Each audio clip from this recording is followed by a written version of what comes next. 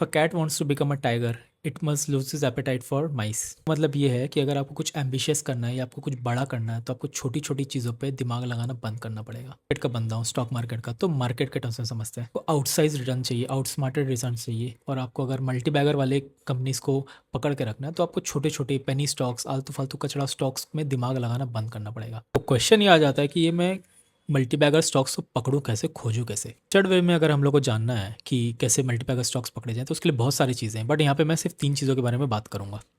पहली हो गई high growth and sustainability of growth. For example कोई कंपनी की अगर प्रॉफिट ग्रोथ और रेवेन्यू ग्रोथ बहुत अच्छी आ रही है, लेट से 30% 40% से आ रही है, एंड वो सस्टेन्ड है, मतलब बार बार आ रही है, तो उसमें एक मल्टी बैगर के गुण है। सेकेंड पॉइंट, कि जो भी ये ग्रोथ आ रही है या जो भी रेवेन्यू आ रही है वो उसके लिए उस कंपनी के पास कैपेबिलिटी है कि नहीं।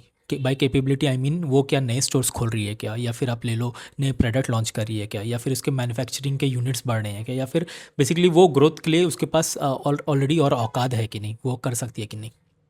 एंड तीसरा हो जाता है एग्जीक्यूशन, कि नंबर्स दिख जा रहे हैं या कंपनी आगे बोल भी दे रही है वो करेगी, वो एक्चुअल में उसको एग्जीक्यूट कर पा रही है कि नहीं। एंड ये पहला और दूसरा पॉइंट के सिनर्जी में ही आ जाता है। आपको ऐसे ही हाई ग्रोथ कंपनीज का स्टॉक्स का लिस्ट चाहिए तो इसमें कमेंट करो स्टॉक्स, एंड मेक श्योर आप फॉलो कर लो मुझे।